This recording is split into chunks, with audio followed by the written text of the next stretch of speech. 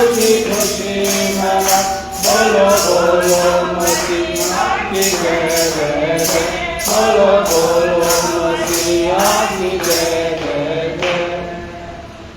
जय।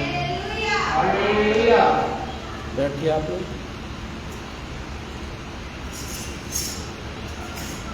आज का जो टॉपिक है वो है बहकाना, और इसका मुख्य पद है मत्ती रचित सुसमाचार उसका 24 बाब पद 4।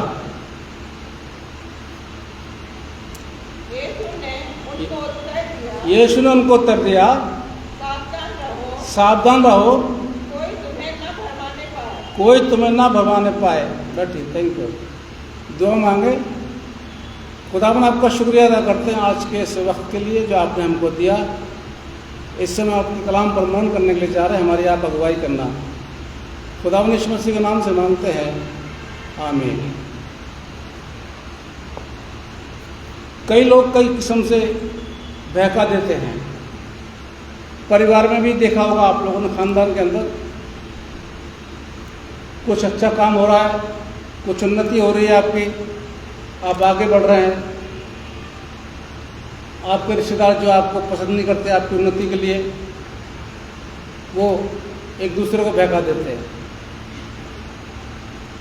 जो कमज़ोर दिल वाले होते हैं, मतलब जो कमज़ोर विश्वास वाले होते हैं, वो बहकाने में आ जाते हैं। और जिनका विश्वास मजबूत होता है वो कभी भी बहकाने में नहीं आते। कलीसियाओं में देख लीजिए, चर्चिस में देख लीजिए, प्रति अगर किसी सदस्य कोई काम नहीं बन रहा तो वो बहका देते हैं। बहुत से ऐसे लोग हैं कलीसियाओं में जो बहकाते हैं और कलीसिया को तोड़ देते हैं। पर मसीहों को ऐसा नहीं करना चाहिए। पहले ही बहकाते थे लोग बात। निर्गमन 32 से निकाले जो ये पढ़ा गया, मूसा पर्वत पर है, खुदा के साथ बातचीत हो रही है, उसका लॉ बनाया जा रहा है, और नीचे लोग बाग बहका रहे हैं। उन्होंने हारून के पास आकर के बोला कि जो हमको मिस्र देश से निकाल के लेकर के आया था उसका तो पता नहीं कहाँ है वो, तो हमारे लिए कोई देवता बना। ये हारून को बहका दिया। हारून कोई छोटा मोटा नहीं था, खुदा का चुना हुआ इंसान था, वो बहक गया। और उसने ही बोला, ठीक है, तुम लोगों के पास में सोने की जो बालियां हैं, जो पहना हुआ है तुम लोगों ने कान पे, वो लेकर के आओ। सब लोग ले आए। यानी इतना बहक गए वो लोग कि अपने सोने की बालियां तक दे दी। और हारून ने क्या किया कि उसको पिघला करके एक मूर्ति बना दी, एक बछड़ा बना दिया। और लोग बात इतने बहक गए कि सोने की मूर्ति के सामने झुकने लगे, दंडवत करने लगे और नाचने और गाने लगे। एक छोटी सी बात के लिए कि मूसा उनके बीच में नहीं है, मूसा खुदा के पास है। और लोगों ने हारून को यानी खुदा के दास को बहका दिया। ऐसे बहुत से कलीसियाओं के अंदर पास्टर मिल जाएंगे जो बहकाने में आ जाते हैं। किसी कलीसिया का कोई सदस्य बातचीत नहीं हो रही है तो पादरी साहब को बहका दिया। पादरी साहब देखिए, वो आपके बारे में ऐसा बोल रहा था, वो आपके बारे में ऐसा बोल रहा था, वो आपके बारे में ऐसा बोल रहा था, और ऐसा है ऐसा है। और जो कमज़ोर विश्वासी पादरी होते बहक जाते हैं। उनके पास जवाब नहीं होता है। हालांकि जवाब ये देना चाहिए कि भाई ठीक है, हम आपकी बात पर गौर करेंगे। यहाँ पर हारून खुदा का दास है, मिस्र में से लोगों को निकाल के लेकर के आया और ये बहक गया। ऐसे ही बहुत से पास्टर बहक जाते हैं। झूठे शैतान जो है वो झूठी बातों से बहकाता है लोगों को। झूठी बातें बोलेगा उनके सामने और बहक जाते हैं। आपको याद होगा यीशु मसीह की परीक्षा ली गई थी, मत्ती 4 को पढ़ते तो शैतान ने कई एक बातें बोली थी। शैतान ने बोला था ये पत्थर है, इसको बोलते हैं रोटी बन जाए। यीशु मसीह इसकी बातों में नहीं आए। दूसरी बात बोलता है अपने आप को नीचे गिरा दे क्योंकि बाइबल में लिखा हुआ है तेरे फरिश्ते संभाल लेंगे। यीशु मसीह उनके बहकावे में नहीं आए। तीसरी बात बोलता है कि तू मुझको दंडवत कर ले, ये संसार की सारी खुशियाँ मैं तुझे दे दूंगा। यीशु मसीह बहकाने में नहीं आए। कलाम की बात कलाम से करी गई, और कलाम को जब शैतान ने कलाम से बात करी और यीशु मसीह ने भी कलाम से बात करी। कलाम का शब्द यानी कलाम का वचन का जो सवाल है वो कलाम में वचन में मिलेगा आपको। कई लोग क्या करते हैं, कोई सवाल होता है बाइबल से तो गूगल पर ढूंढते हैं। आजकल बड़ा आसान हो गया गूगल पर ढूंढना, सर्च करते गूगल पर इसका क्या जवाब है। गूगल भी वही बताता है जो बाइबल में लिखा हुआ है, अपनी तरफ से कुछ नहीं बताता वो। तो चाहे हम गूगल पर सर्च करते हैं, उतना टाइम करते हैं, उतना सब हम बाइबल से बात कर लें तो सवाल का जवाब मुझको आपको बाइबल के अंदर ही मिल जाएगा। जैसे कि यीशु मसीह का शैतान के सवाल थे बाइबल से, यीशु मसीह ने बाइबल से इसको जवाब दे दिया, बात खत्म हो गई। बाइबल का सवाल बाइबल से आना चाहिए, इधर उधर की बातों से नहीं आना चाहिए। यीशु मसीह ने इसके बारे में बहकाने के बारे में पहले बता दिया, अभी जो पढ़ा गया मत्ती 24:4 में कि भाई सावधान रहो, होशियार रहो, तुम किसी की बातों भरवाने में मत आना। अंत के समय में ऐसा हो लोग तुमको बहकाएंगे। शैतान खुदा के लोगों को बहकाता है, अंधकार की शक्तियाँ लोगों को बहकाती हैं, और झूठे प्रचारक, जो झूठे प्रचारक है वो कलीसिया को बहकाते हैं, खासतौर से पैसे के मामले में। अरे इतना पैसा इसको देना है, इतना पैसा इसको देना है, इतना पैसा इसको देना है, और वो पैसा जो है वो जेब में से निकाल के लोग दे भी देते हैं।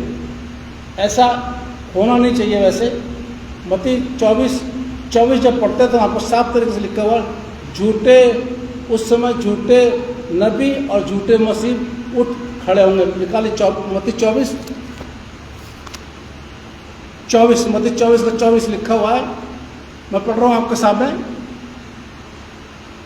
क्योंकि झूठे मसीह और झूठे भविष्यवक्ता उठ खड़े होंगे और बड़े बड़े चिन्ह और अद्भुत काम दिखाएंगे, यदि हो सके तो चुनियों को भी भरमा दे। यानी कि जो विश्वासी लोग हैं, जो विश्वास में आगे बढ़ रहे हैं, उनको भी बहका दे।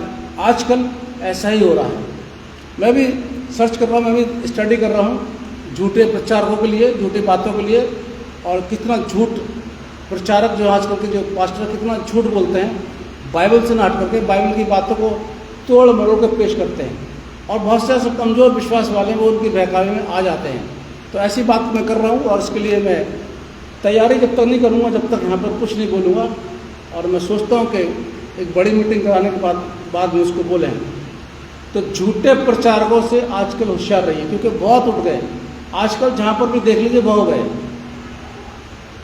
थोड़ी दो बातें होंगी, बाइबल लेकर के आ जाएंगे, उनके मांग यहाँ भरी होगी। आजकल तो खैर छोटी सी भरते, जरा टीका लगाते हैं। कोई ऐसा नहीं, मैं बुरा नहीं मानता, मांग भरने को अच्छी बात है, जो अपने आपके संस्कार में भरना भरी है, कोई दिक्कत नहीं किसी को। लेकिन जब मसीह में हम आ जाते हैं, जब बाइबल का से प्रचार कर रहे हैं, उस समय हमें अपने पहरावे को ध्यान में देना पड़ता है। ये ना भरियो, मंगलसूत्र पहन रहते बड़ा सा, ठीक है ना कि बड़ी सी वो पहन, बड़ी सी छोटी सी पहनना कोई बात नहीं, वो लॉन्ग सी होती है वो तो कोई बात नहीं, ठीक है, छोटी सी होती है वो सभी, वो तो बाइबल में लिखा के दी गई थी।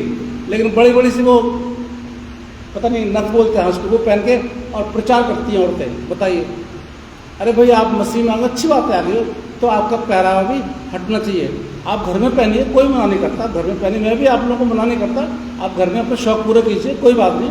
मेहंदी के लिए मना नहीं करता मैं, तो वही है कि जब पाकाशा लेते हैं तब मेहंदी ला के मत आइए, बस, और कोई बात नहीं है। मैं किसी को मना नहीं करता, लेकिन जब हम प्रचार कर रहे हैं या जब हम चर्च में आ रहे हैं, उस समय हमें थोड़ा सा सोवर बन के आना चाहिए। बाकी अपनी ज़िंदगी में जिए।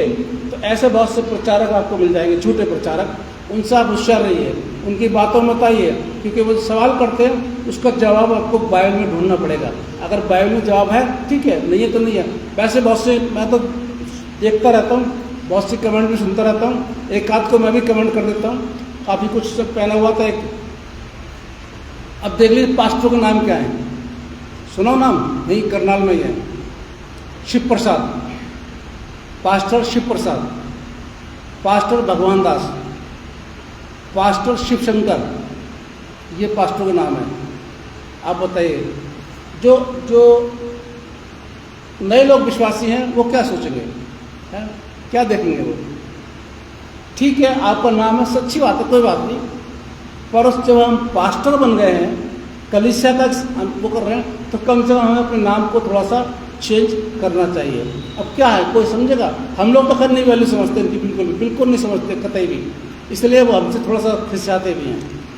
आप अगर पास्टर बने हैं तो आप अपने आप को श्योर बनिए, आपके घर में वही हो रहा है, आपकी पत्नी वही कर रही हैं। अभी देखा था मैंने, उस पर आया था, दोनों हस्बैंड वाइफ, बकायदा इनका नाम लिखा हुआ था, शायद आप लोग भी फेसबुक पर देखा हुआ आपने, पास्टर ओम प्रकाश शर्मा, ठीक है। और ये मेरी वाइफ है, उनका वो सब वही मेकअप किया हुआ था पूरा। भैया फ़ोटो डाल रहे हैं, फेसबुक पे डाल रहे हैं, सब लोग देखते हैं, आपने पास्टर नाम रखा हुआ है, तो इस तरीके से नहीं होना चाहिए। फिर जो वो सरमन दे रहे थे, बता रहे थे, वो समझ में तो आता नहीं। मैंने थोड़ा सा उनको लिख के भेज दिया था, मैंने कहा बाइबल की स्टडी करा करिए पास्टर जी, उसके बाद बोलिए। अच्छी बात है, आप प्रचार कर रहे करिए, लेकिन पहले बाइबल को देख लीजिए, अच्छी तरह से देख लीजिए, फिर बोलिए। तो झूठी बातें, आजकल ऐसे लोग आ गए हैं आपके जीवन के अंदर कि वो झूठ बोलेंगे, आपको चर्च आने से रोकेंगे, आपकी चर्च की बुराइयाँ करेंगे, आपको चर्च के बारे में बहकाएंगे। यहाँ भी बहुत होता रहता है, यहाँ पर तो 12 साल हो गए, 12 साल से देख रहा हूँ, बहकाते रहते हैं एक दूसरे को। यीशु मसीह ने क्लियर बोल दिया, इनके बहकावे में मत आना। आगे लिखा हुआ है, देखो मैंने पहले से तुमको ये सब कुछ कह दिया है, पहले से समझा दिया है कि अंत के दिनों में ये लोग तुमको बहकाएंगे, अलग सुसमाचार प्रचार करेंगे, अलग बातें बोलेंगे, इसलिए तुम उनके बहकावे में मत आना। यीशु ने शैतान को, मैंने बता दिया आपको, शैतान से बात करी और बात उसकी हो गई। आजकल के आपने देखा होगा बहुत से पादरी मोबाइल से और लैपटॉप से वो करते हैं प्रचार। मैं तो घर नहीं करने देता किसी को, चाहे मेरे घर में कितना बड़ा कोई क्यों ना आ जाए। पुलपिट पर लैपटॉप और मोबाइल से प्रचार नहीं होगा, बिल्कुल। आजकल देखते हैं आप, इतना सा ले आएंगे वो, और वो बाइबलों के हाथ में, पादरियों की बात कर रहा हूँ आपसे, आप लोगों की बात नहीं कर रहा। आप लोग जाओ तो कोई बात नहीं, तो माफ़ी हो जाएगी। मैं पास्टरों की बात कर रहा हूँ, लेकर के आते हैं और बैठ जाते हैं और उसको खोलना शुरू करते हैं, ऐसे ऐसे करना, फिर ऐसे पढ़ते रहते हैं।